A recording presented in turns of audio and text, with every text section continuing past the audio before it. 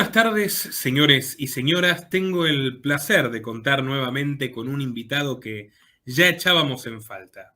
Un gran amigo en lo personal, un gran amigo de esta casa y ante todo un extraordinario economista y un guerrero de la libertad que es Diego Giacomini, consultor especializado en economía internacional con su máster en la Universidad de Essex, Inglaterra, dueño del programa Economía y Ética que se emite en la Argentina por Canal 22, autor de varios libros, los últimos dos, Papel Pintado, que es una muy interesante historia monetaria y económica de la Argentina con perspectivas hacia adelante, y La Revolución de la Libertad, que he tenido el honor de prologar. Un libro muy recomendado para quienes les interesen las ideas y los valores de la libertad, que si siempre han sido los correctos, en esta época podríamos decir que ya son además los más urgentes. Diego, muchas gracias por venir, es un placer estar contigo de nuevo. Muchas gracias, Nicolás, el placer es mío de estar con vos, de estar con tu audiencia. Muchas gracias por la invitación y por tu generoso comentario introductorio también, obviamente. Diego, hoy la cadena Bloomberg publicó un artículo donde sostiene que el año que viene, 2023, ya está a la vuelta de la esquina, va a ser uno de los peores en los últimos 30 años. Esto no es algo que vos y yo no sepamos, pero sin embargo le causa cierto escozor, cierto estrés a muchas personas que no saben qué es lo que van a hacer, ¿no? Trabajadores, emprendedores que tenemos, que nos miran desde todo el mundo. Y mi primera pregunta es, ¿estamos llegando, Diego, al fin de una era? Mira, yo creo que está quedando en forma descarnada, a flor de piel, lo que es esta era. Lo cual no quiere decir que va a terminar inmediatamente. Yo pienso que no, desgraciadamente para nosotros, porque los procesos de cambio de los sistemas políticos, sociales y económicos son procesos que se dan a lo largo de décadas en forma prolongada, porque son cambios que emergen de la acción humana más profunda. Y el principal ingrediente de esas transformaciones son el tiempo. Y el tiempo es la variable más importante no solamente de la existencia del ser humano, sino de la existencia física en sí, ¿no? Entonces, su trabajo es inexorable y no puede ser reemplazado por nada. Ahora, para entender hacia dónde vamos, tenemos que comprender desde dónde venimos. Entonces, venimos de la burbuja más grande de la historia de la humanidad perpetrada y la voy a ilustrar con unos numeritos, porque los numeritos sirven para ilustrar. Si yo te digo, Nicolás, y a tu audiencia le explico, mira, entre el 2009 y el 2021, el PBI de Estados Unidos creció 60% números redondos. Creció 24% por precios y 27% por cantidades. O sea, un 24% del crecimiento es explicado porque aumentó el valor de las cosas y un 27% porque aumentaron las cantidades producidas. Listo. No se suman, por eso no da 60, se multiplican. Lo digo al margen por si alguien dice, ¿cómo? No me da. Bueno, dicho esto, del otro lado nos encontramos, déjame que voy a los numeritos. Si yo te tengo que explicar, una empresa, ¿por qué vale más? Una empresa vale más porque produce más y en consecuencia vende más y factura más. O la otra, factura más porque lo que produce y vende se vende más caro. Son las dos alternativas posibles. Entonces, si produce y vende más, es el aumento vía cantidades, el 27%. Si produce igual pero lo vende más caro, es el 24%. Bueno, mira, vamos a ver los índices de la economía americana. En el mismo periodo, el S&P 500 aumentó 232.7. El Nasdaq 452.4 y el Dow Jones 174. Esto que voy a hacer no se hace, pero es muy útil para comunicar. Si yo saco el promedio simple de los tres, los principales tres equities que miden el valor de las empresas en Estados Unidos aumentó 299.9%. 300. Entonces, ¿cómo puede ser que el PBI corriente de Estados Unidos aumentó 60 y el valor de las empresas 300? Hay gato encerrado. Cuando vos haces esta misma cuentita, para los 10 años anteriores, para el 2000 y el 2009, te da una diferencia chiquitita, de 10 puntos porcentuales, pero acá es 60 contra 300. Esa diferencia es inexplicable. Hay un responsable de esto, el socialismo monetario de la Reserva Federal de Estados Unidos, que, a ver, entre el 2000 y el 2010, la cantidad real de dinero, ya sea lo mida por base monetaria o lo mida por M1 o M2, casi no aumentó en términos reales. Como no aumentó en términos reales, no hay diferencia entre lo que aumentó el PBI y lo que valían las empresas, porque no hay burbuja monetaria. Ahora, cuando miro qué se hizo del 2010 o 2009 al 2021, lo tengo acá al costado, nos encontramos que, a ver, el multiplicador monetario, que a ver, los valores récords habían estado entre la década del 60 y finales de la década del 70, osciló entre 2.4 y 2.7. ¿Qué es el multiplicador monetario? Cuanto más alto sea, más dinero bancario inventan los bancos y más crédito regalan sin respaldo genuino de ahorro. ¿Ok? Digo, esa época es la época posterior al Plan Marshall, ¿no? También. En Que la se copió mucho. época donde la inflación fue creciendo de a poquito, pero sostenidamente, hasta generar la crisis del petróleo 73 y la crisis del 79. Para que te ubiques, al principio de los 80, final del 79, la inflación en Estados Unidos rondaba mano alzada 14% anual. Hoy está en 8, ¿ok? Según las mediciones oficiales, que no hay que creerle mucho. Y en el 73 habían llegado al 12. Entonces, cuanto más alto multiplicador monetario, más inflación. ¿Por qué la inflación empieza a bajar en los 90 y en la primera década del siglo XXI? Porque el multiplicador monetario se desploma de ese 2.3, 2.7 a 1. ¿Por qué Bernanke en el 2008 expande mucho la base monetaria, o sea, el dinero físico, pero no genera inflación en ese periodo del 2009, 2019? Porque uno puede decir, che, ahí también emitieron mucho y no se generó inflación. Lo explico. Porque se expandió mucho la base monetaria, el dinero físico redondeando, pero quedó mayoritariamente encerrado dentro del sistema bancario, no salió a la calle. El multiplicador cayó de 1 a 0,50. ¿Ok? Ahora, ¿qué pasó desde que se inventó el bicho? El bicho no se inventó, la enfermedad existía, como cualquier otro resfrío, ponele. Lo que hicieron fue aprovechar el bicho para llevar a la humanidad a un socialismo nunca visto que ni Lenin, ni Stalin, ni Mao Zedong se hubieran imaginado. Bueno, ¿qué hicieron?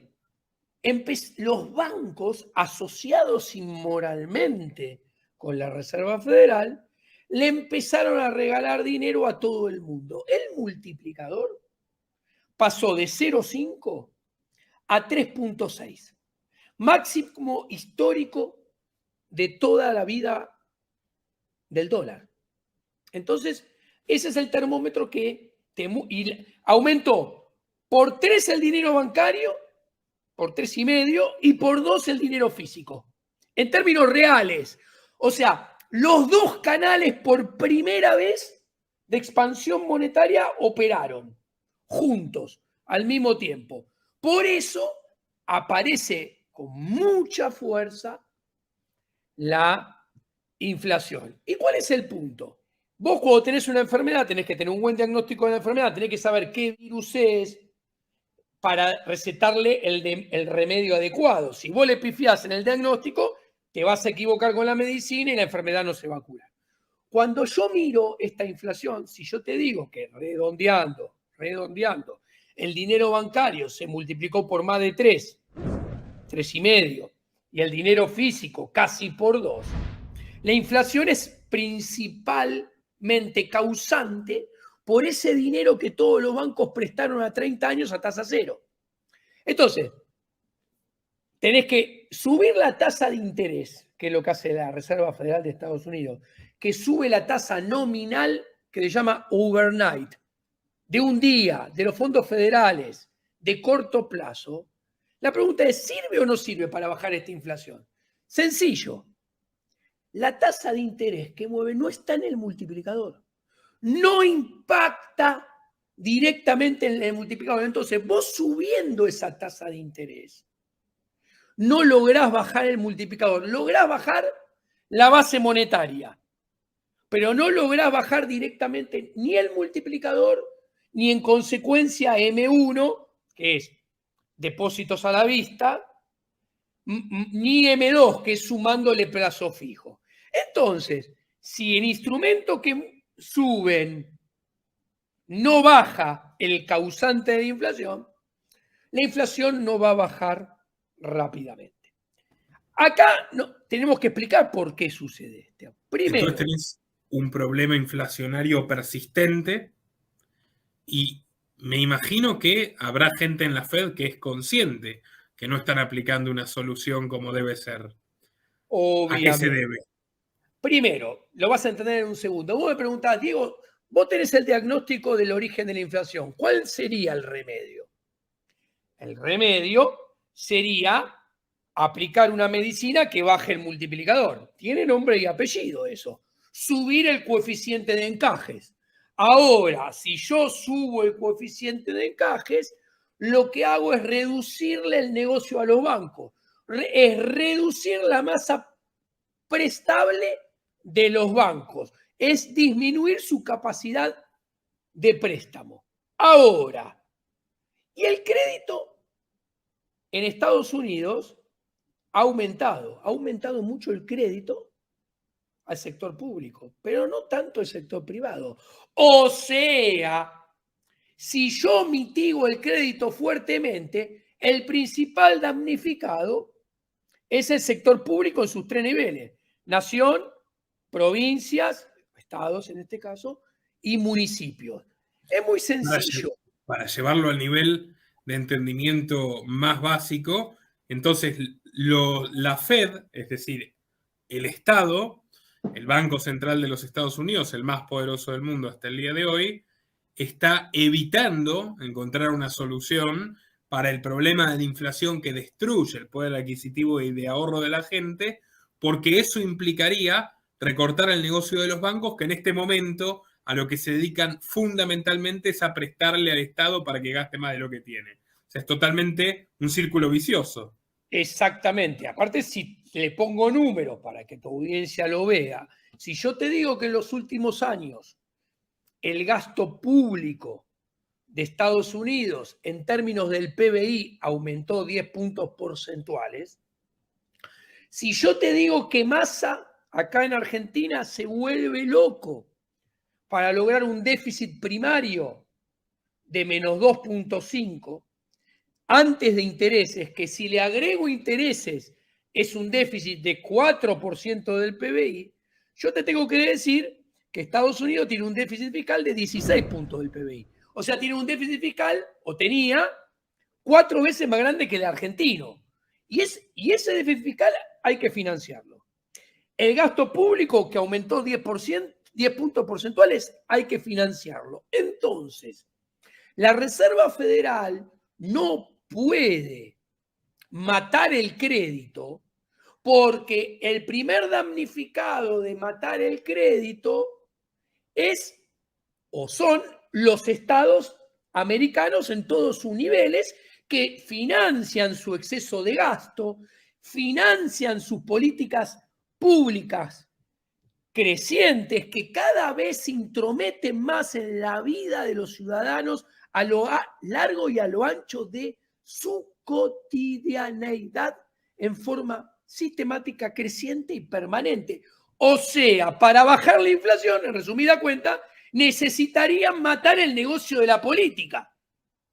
Y esto nunca lo va a hacer. A ver, el Banco Central, la Fed, lo digo técnicamente y después lo digo en coloquial, es lo que los economistas llamamos, es la agencia de la gente. La agencia es la Reserva Federal, el agente es el Estado. ¿Se entiende? O sea, la Fed viene a ser la sucursal de la casa matriz Estado. Entonces no puede ir contra los intereses del Estado. Ahora bien, la Fed miente. ¿Por qué miente? Muy fácil de ver. Si ustedes se fijan, hace 12 meses decía que en estos momentos la inflación en Estados Unidos iba a ser 2.5%. Y la inflación, redondeemos, 8%. Cuando miramos qué dice que va a ser la inflación dentro de un año, sigue diciendo que la inflación va a ser 2.5%. Yo no le creo, pero ¿por qué no le creo? Ya expliqué lo de la tasa de interés, que no es el mejor remedio, pero encima, si yo miro cómo la mueve la tasa de interés y hago un paralelo con Paul Volcker a principios de los 80, que era el presidente de la Fed cuando apenas asume Reagan en 1980, y miren que yo no soy un defensor de Reagan ni ahí, pero estoy comparando qué hicieron cada uno. Yo dije que recibió una inflación del 14% y Paul Volcker la venció rápidamente del 14%. ¿Saben a dónde puso la tasa de interés? En 18-19. O sea, la puso en términos reales en 4 o 5 puntos positivos. Hoy en día, la tasa la subieron como nunca antes en la historia, en 3 reuniones seguidas, por primera vez en la historia, 0,75 en cada reunión, y la llevaron a 4. Haciendo la cuenta de almacenero, no la técnica finita, si la inflación es 8 y la tasa es 4, la tasa en términos reales es menos 4. O sea, está 8 puntos por debajo de la de Paul Volcker. ¿Se entiende? Porque la de Paul Volcker era más 4 positiva y este es menos 4. Entonces, es el instrumento inadecuado y encima está mal usado. Pero además, más importante, ¿por qué miente la Reserva Federal? Porque Estados Unidos necesita licuar déficit fiscal, que está en 16 puntos del PBI, necesita licuar gasto público, que en los últimos años aumentó 10 puntos del PBI, y escucha, Nico, necesita licuar deuda. La deuda en 1980 era 40 puntos del PBI, hoy es 160, 4 por 4, 16, se multiplicó casi por 4, el último dato del Banco Mundial del cierre del año pasado. ¿Tomamos magnitud de lo que estamos hablando? Entonces, la licuadora tiene nombre y apellido, no tiene varias marcas, tiene una sola. Se llama inflación.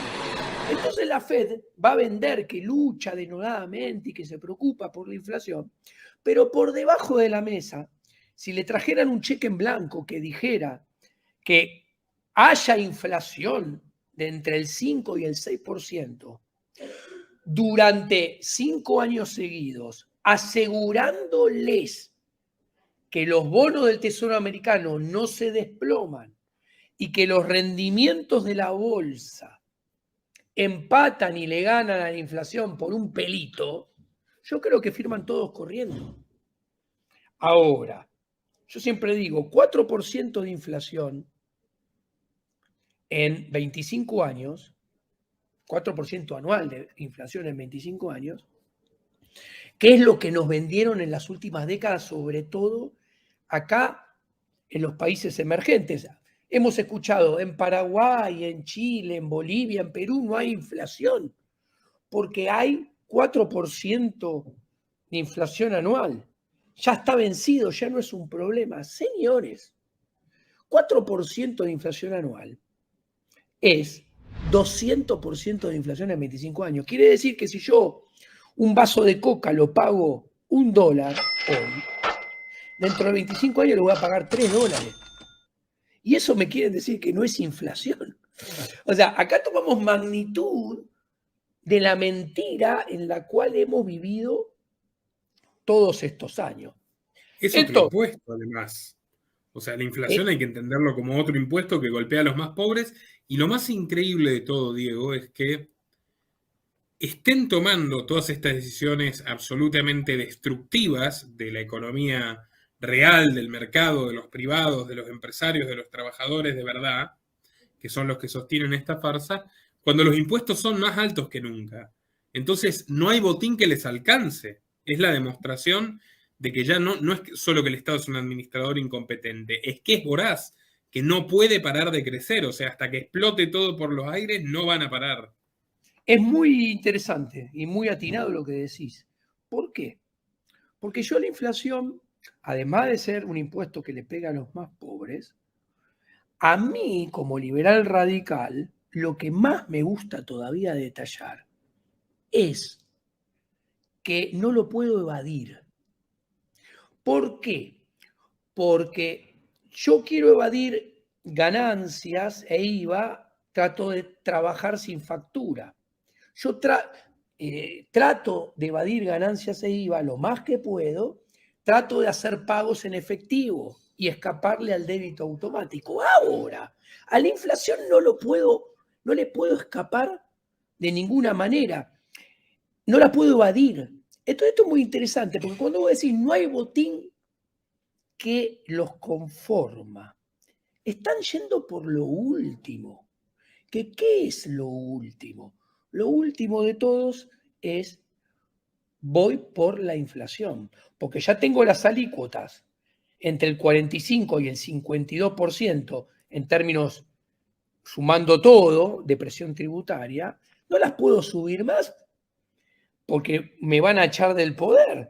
Entonces tengo que ir por el impuesto inflacionario, que es una transferencia de los medios económicos al poder político, que no se puede evadir y que sí es legislado. Es mentira que no es legislado. Y tomo el ejemplo de Argentina. El presupuesto, que es una ley sancionada por la dictadura parlamentaria y promulgada por el Poder Ejecutivo, tiene un capítulo inicial de supuestos macroeconómicos, que lo votan, dice tanto de inflación.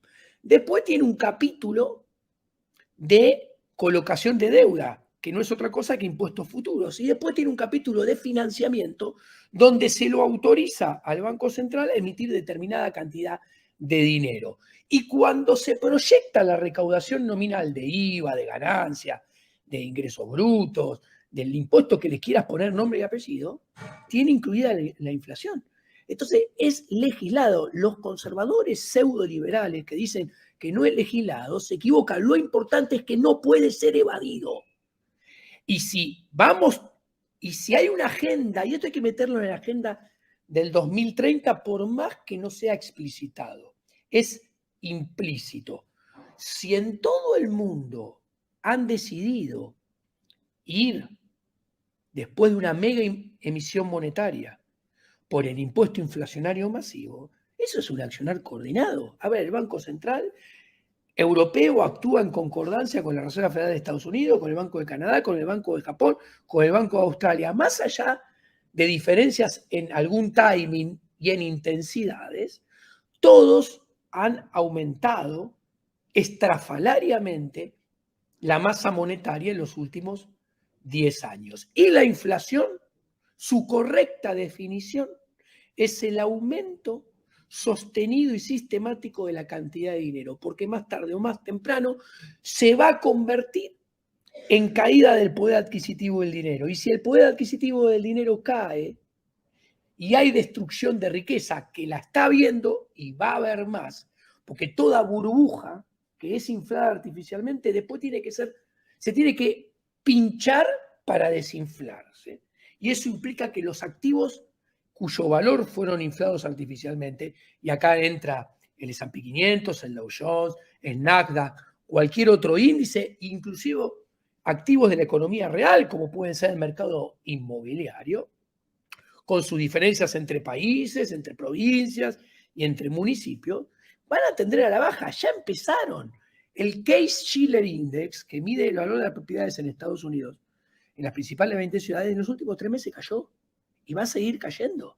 Porque estamos en la fase que está lejos de terminar, donde tiene que haber destrucción de riqueza. O cae el valor nominal de las cosas y o se licúan con la inflación. O las dos cosas juntas. Te cae el nominal y hay inflación. Ese es el mundo que viene en el 2023. O sea, inflaciones elevadas, mucho más altas que las de los últimos 10, 15, 20 años, y sobre todo menores tasas de producción, comercio y crecimiento económico para los próximos 2 o 3 años. Vamos a un mundo que en el 2023, 2024, si quieren 2025, va a crecer mucho menos que lo que había crecido en la segunda década del siglo XXI. Con lo cual la prosperidad va a ir en descenso, con lo cual los niveles de vida, la calidad de vida va a ir hacia la baja, nuestros esfuerzos van a tener que multiplicarse para poder alcanzar los mismos niveles de satisfacción individual y desgraciadamente vamos a tener que estar muy atentos a nuestros ahorros y nuestras inversiones, porque el mundo cambia y si el mundo cambia no podemos seguir invirtiendo de la misma manera. Por ejemplo, para que lo entienda tu audiencia, en el 2010-2021, todos los fondos comunes de inversión te vendían más o menos el mismo paquete general. Te decían, pon el 70% en acciones, en equity, en Nasdaq, Dow Jones y S&P 500, después los mix podían cambiar, y el otro 30% ponelos en bono del Tesoro americano. Y el mix podían cambiar, algunos podían querer más corto, otros más largo, pero a grandes rasgos se trataba de esto. Vos te ibas a dormir como Walt Disney, 5 años, 10 años congelado, te despertabas y casi por arte de magia encontrabas que tu stock de capital se había multiplicado por 2 o por 3, haciendo nada, con inversiones que las dejabas con la misma composición 6 meses, 1 año y medio, 3 años iba todo para arriba. Bueno, esto es cosa del pasado. Yo creo que ahora esa manera de invertir está caduca, se va a perder plata si se sigue invirtiendo. Ya se perdió alrededor entre el 25 y 30% este año por hacer eso. Si seguimos haciendo eso en el 2023, también vamos a seguir perdiendo plata. Entonces acá hay que presionar a los que manejan las inversiones de cada uno para empezar a invertir más en otras cosas. Por ejemplo, en commodities, en algunos commodities energéticos, en algunos commodities minerales, en oro, en plata, ¿no? Y después, tal vez en algunas tecnológicas muy particulares, yo no me dedico a esto, pero que hay que mirar en detalle, o sea, tiene que ser mucho más sofisticado el cuidado de nuestros ahorros en el 2023, 2024, 2025 que lo que fue en la segunda década del siglo XXI, porque hay destrucción de riqueza. Diego, hay una amenaza que se cierne también en el horizonte, que yo no sé con qué facilidad la van a concretar, por más que la intención es deliberada y explícita en Rusia, en Estados Unidos, en Alemania, en España y hasta en América Latina están empezando a hablar de esto, que son las CBDC, las monedas digitales de los bancos centrales, sí. Y una sustitución masiva del dinero en efectivo. ¿Cómo encaja este proyecto en el cuadro que tenemos? ¿Lo ves viable en el corto mediano plazo? Es una forma de totalitarismo y comunismo monetario final, ¿no? No tengas duda. Primero y ante todo, no tengo duda que el mundo va hacia eso. ¿Por qué? Porque el poder político cada vez es más centralizado. Y yo siempre digo, y pongo como ejemplo, la dictadura de Bruselas, que inventó el cuarto nivel de Estado supranacional, es el testimonio que lo ilustra. ¿Ok? Entonces, reemplazando 19 monedas por una sola manejada desde Bruselas por los alemanes, que yo me río porque discuto los españoles, no, gracias a Dios, tenemos el euro, nos salvaron de la inflación de la peseta. Yo decía, che, pará, papi, mirá Latinoamérica, no hay ningún euro y todos desplomaron su inflación igual. Entonces, ¿de qué me estás hablando? Salvo Argentina, todos desplomaron la inflación igual que vos, España, de la peseta al euro. Dicho esto, no tengo dudas que van a eso. ¿Por qué? Porque la centralización del poder tiene una contracara, que es la necesidad de que haya cada vez más cantidad de negocios prebendarios con mayor volumen de negocios prebendarios. Ponele el nombre que quieras, Elon Musk, el nombre de esos 4 o 5 grandes, todos hacen sus grandes fortunas asociados inmoralmente con los estados. Entonces, ¿qué sucede? La única manera de acrecentar la posibilidad de hacer esas ganancias prebendarias es aumentar, entre comillas, la base imponible de los negocios. A ver, tenemos que ir por el mundo, no tenemos que ir, nos queda chico ya los límites de 3, 4, 5 estados-nación.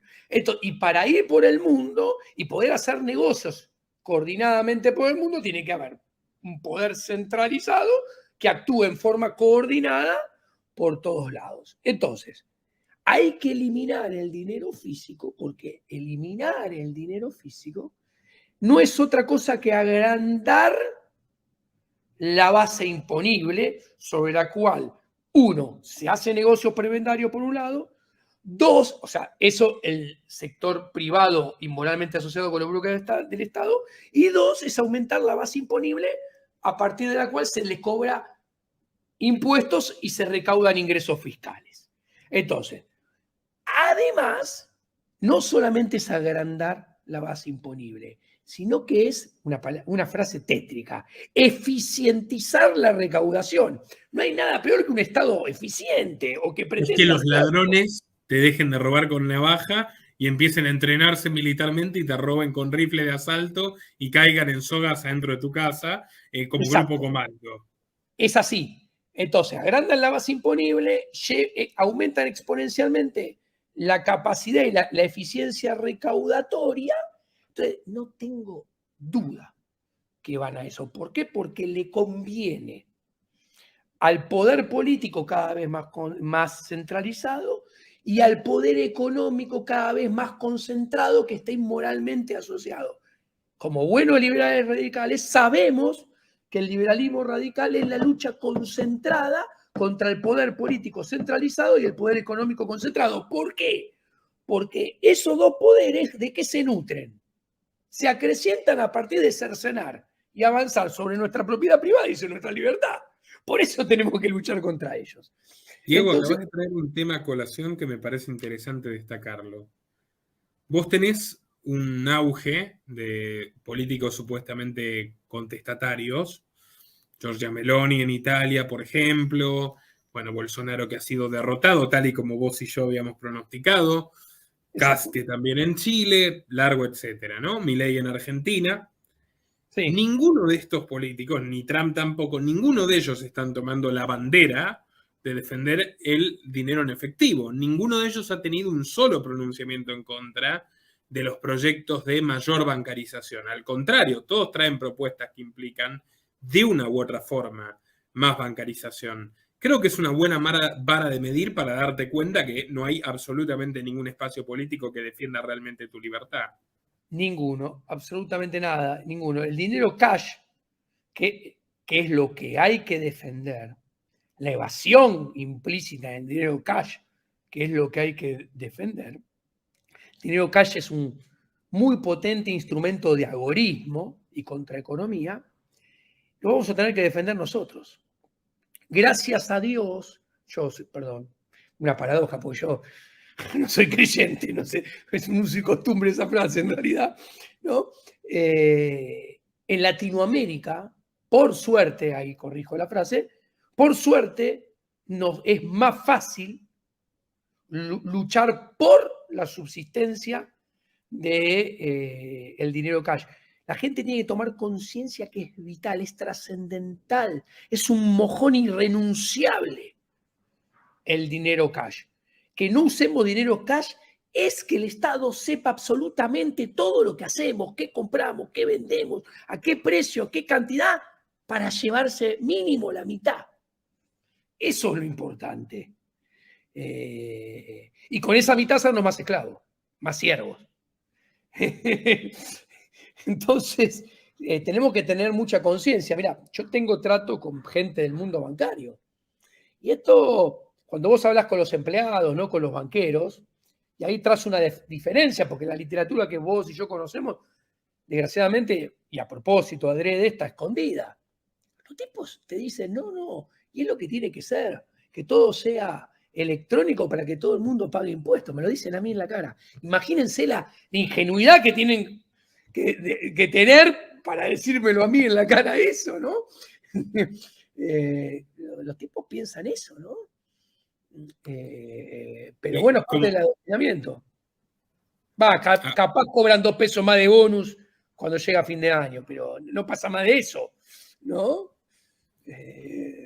Y también juegan un rol muchos de tus colegas, ¿no? Vos lo has señalado en más de una ocasión, como que es un gremio que se ha intoxicado de una gran politización. Sí, de mi edad yo creo que soy el único economista consultor de Argentina que está totalmente desligado de la política institucional. No queda ningún otro. O sea, quedan tal vez más viejos, como pueden ser los Broda, que siempre tuvieron sus coqueteos, y después pueden quedar más jóvenes, de 35, 40, pero de mi edad, 50 años, no queda ninguno. Y por otro lado, igual, eso es lo que también ha llevado al desprestigio de la profesión del economista, porque tenés un montón de gente que te está prometiendo una oda de sirenas. Los pocos economistas que hay que todavía acompañan las aguas para donde va el peronismo, te tratan de... Y algunos, ¿no? Que no son economistas también, que dicen que viene años maravillosos, etcétera. Y después los que están con la oposición dicen, no, pero esto con unos leves cambios repunta. Las dos son mentiras totales. Y la verdad, hace 25, 30 años que le están mintiendo una y otra vez en la cara a la gente. En cambio, vos haces reportes que son antipáticos, vamos a ser claros, son antipáticos, porque no decís, todo va a ir maravilloso, pero al fin y al cabo el que acierta sos vos.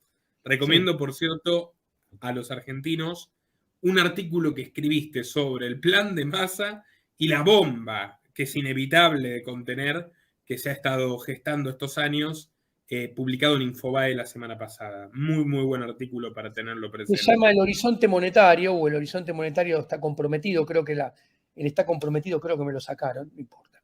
La segunda parte, hablo de algo que mis colegas no quieren ver, no quieren entender, y si me dejan lo quiero explicar. Por supuesto. Explico esto. Argentina no tiene moneda.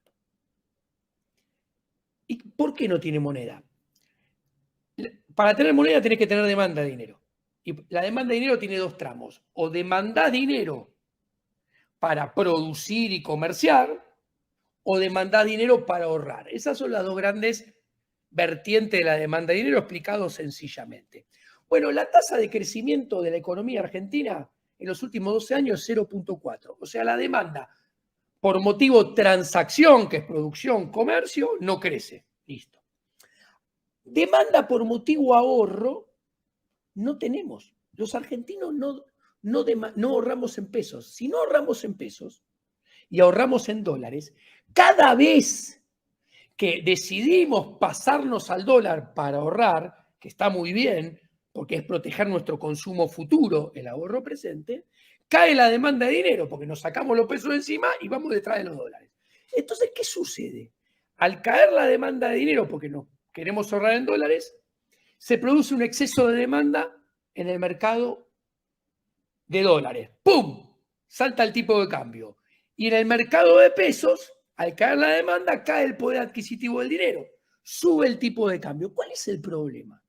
Que si vos no tenés demanda de dinero, no tenés entonces moneda, porque no ahorrás en pesos, no tenés manera de hacer coincidir la oferta con la demanda.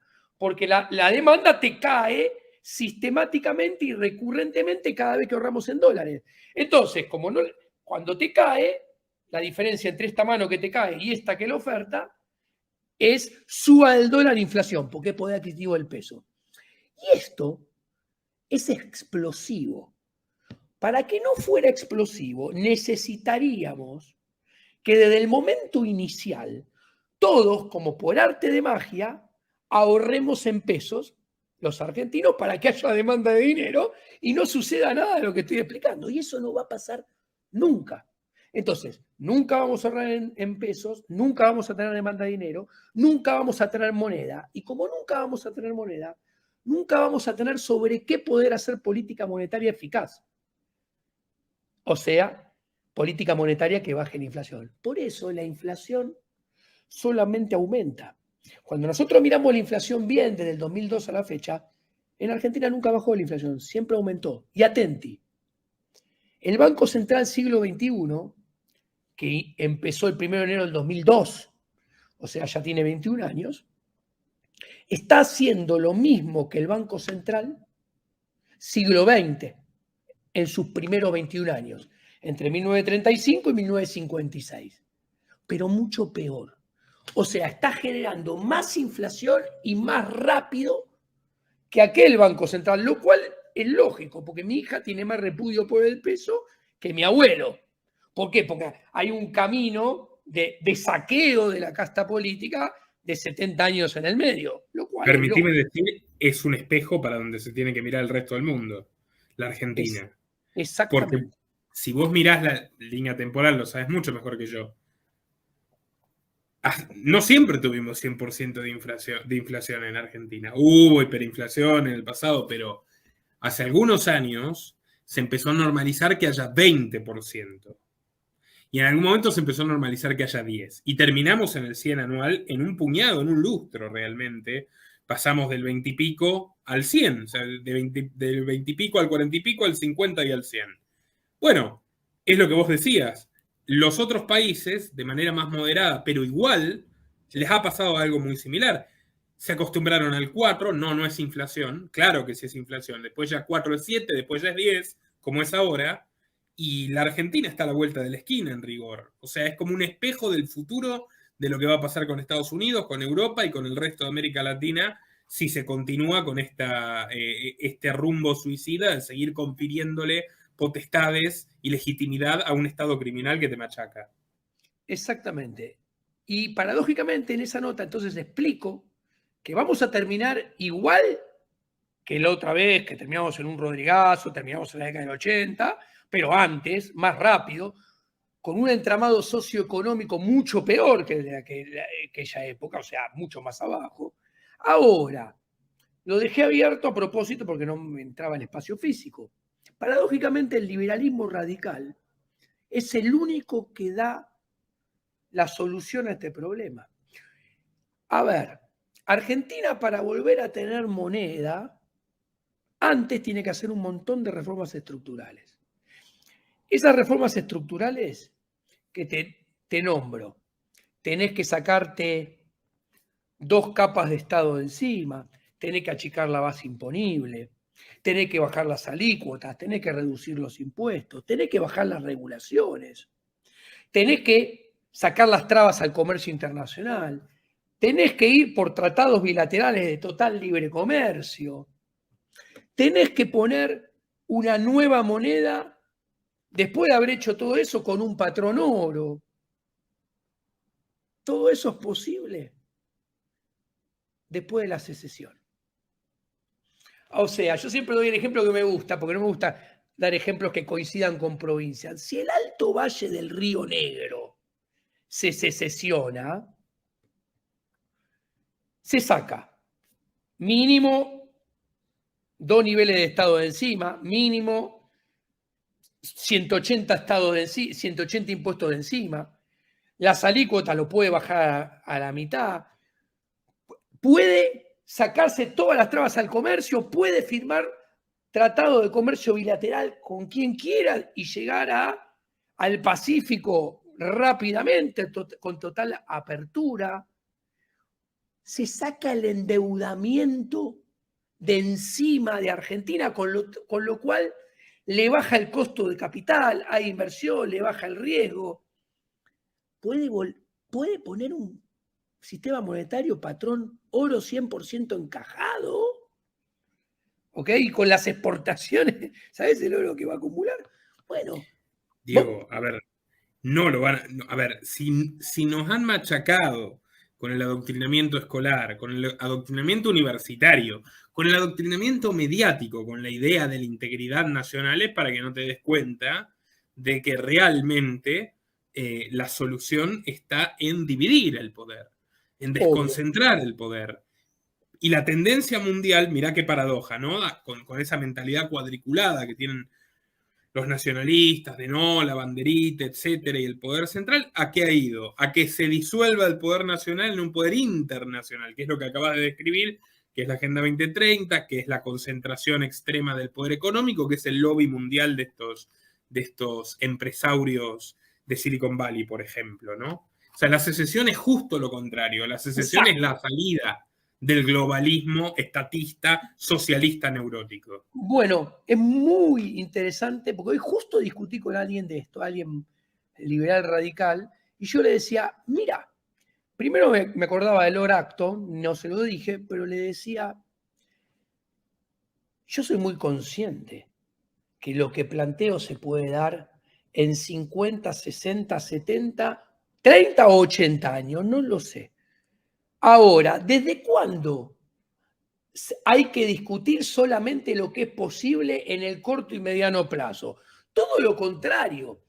Las grandes discusiones que dan lugar a los grandes cambios en la historia de la humanidad son discusiones que eran planteadas en un horizonte temporal larguísimo.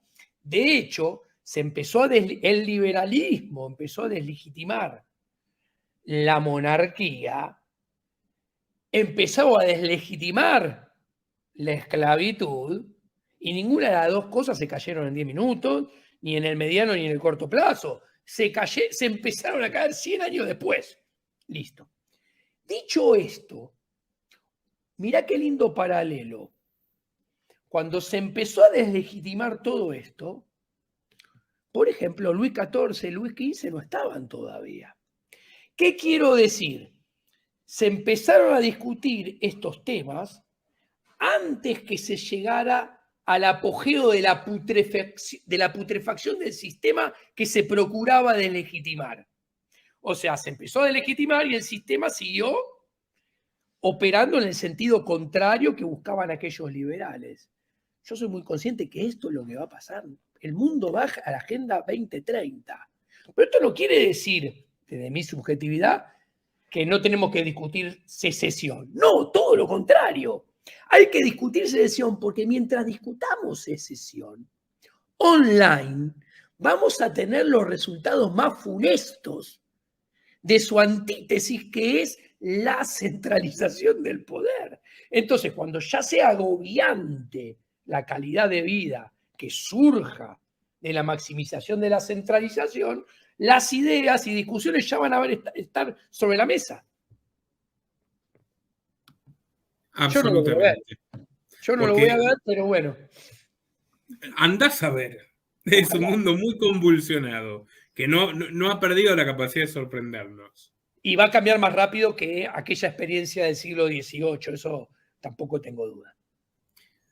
Mira, tiene sus trágicas semejanzas con las vísperas de la Primera Guerra Mundial, que fue justamente hace un siglo y monedas. Sí.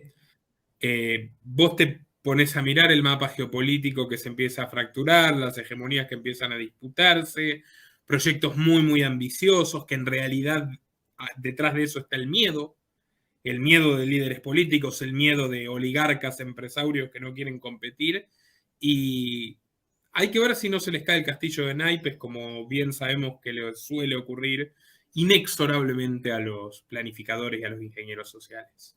Ojalá, va a terminar sucediendo. La cuestión es el timing. Yo no tengo duda que va a terminar sucediendo. Porque todo lo que la Agenda 2030 va contra la esencia del ser humano. Y yo siempre, también es capaz muy de economista, muy de mi especialidad, no hay nada más descarnadamente que va contra la esencia del ser humano que la tasa de interés cero. Porque es que el tiempo no tiene valor. Y si no tiene valor es que no existe. Lo cual, a ver, Es la vos, esclavitud, en gran medida. claro, cualquiera de nosotros, ¿qué preferís? $100 hoy o $100 mañana? No. Te vas a decir, mira, te cambio los $100 de hoy solamente por 100 y algo más en el futuro. ¿Y por qué? Y porque no sé si en ese futuro voy a estar vivo. Salgo a la calle, me piso un auto. Básico, la existencia misma.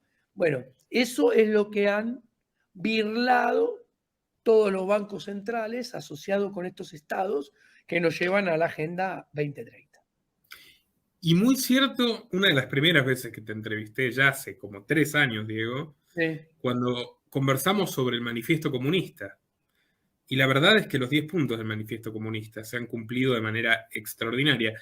¿Te acordás que era la educación estatal, que los bancos centrales, gubernamentales, cerrar el comercio? Es impresionante. Realmente ese programa, que es un programa anterior al capital, te diría tal vez más pragmático, más inteligente, de Marx, del padre del comunismo moderno, es un programa que se ha aplicado a la totalidad. Sí. La hegemonía en la que vivimos, estatista, socialdemócrata, es el programa del manifiesto comunista, cumplido cabalmente. Es así. Yo siempre, vos me lo escuchaste 1.000.000 de veces, ¿no? El socialismo monetario es el brazo ejecutor del socialismo real al cual vamos. Fue un grave error intelectual pensar que la caída del muro significaba la derrota del socialismo. No, fue una reconversión mucho más inteligente en términos de marketing, ¿no? Sin duda. Y por otro lado, la caída del muro parece que se ha desbordado el socialismo y nos inundó completamente en Occidente de la mano de los políticos, que está en su naturaleza, ¿no? Depredar, al fin y al cabo. Diego, estás Sí. por dar un webinario con nuestro colega, nuestro estimado colega, Antonio Valdés del Mercurio. Sí. Muy interesante. La premisa es, la élite tiene un plan, ¿cuál es el tuyo? La ruta financiera del 2023, con Diego Giacomini, con Antonio como moderador, como entrevistador, y un temario donde se van a profundizar todos los temas que tratamos en esta entrevista, el papel del oro, de la plata, el Bitcoin, que es algo que inquieta a muchas personas en este momento, el mercado inmobiliario, qué países van a soportar mejor los golpes que vienen, si es la dolarización una buena idea, aunque ya nos podemos imaginar cuál es tu diagnóstico muy acertado al respecto, y qué esperar de 2023. Vamos a dejar el link en la descripción de este video para quien quiera inscribirse. Los cupos son limitados, así que no pierdan el tiempo, que realmente es una oportunidad muy interesante y a un precio muy asequible. Sí, sí, y en la página mía de internet, www.diegogiacomini.com.ar, yo tengo 4 papers a la venta, son 4 PDF de aproximadamente 50, 60 páginas, que es muy interesante. Por ejemplo, está el del Bitcoin, que es una amenaza para los bancos centrales, que ahí hago un análisis ético, filosófico, económico, y además después hago un análisis econométrico y estadístico donde muestro cómo los bancos centrales, la Reserva Federal, ha manipulado el poder adquisitivo del Bitcoin para evitar que tenga estabilidad. Porque si vos evitás que un bien tenga estabilidad en su poder adquisitivo, evitás que pueda hacer dinero. Es muy interesante. Muy interesante. Por otro lado, quienes tengan una empresa de verdad, una empresa que compite, una empresa que se arriesga, sepan que Diego es un consultor económico especializado en economía internacional, en su formación académica y también especializado en moneda, así que lo pueden contactar vía página web diegogiacomini.com.ar y vía Twitter, Jaco Diego, que por cierto es muy, muy interesante seguirlo. Muchísimas gracias, Diego. Me pueden escribir por la página, mensajes o por Twitter. Yo contesto, lo tengo abierto. No soy político. Excelente. Me pueden putear, quieran putear, está todo bien. Dale. Bueno, que no pase tanto tiempo, que nos veamos pronto. Tanto en persona, que nos gusta no te pude ver esta vez pagar bien en efectivo. a los restaurantes y si no, por aquí también. Dale. Un abrazo enorme a vos, a tu familia y a todos tus abonados y seguidores.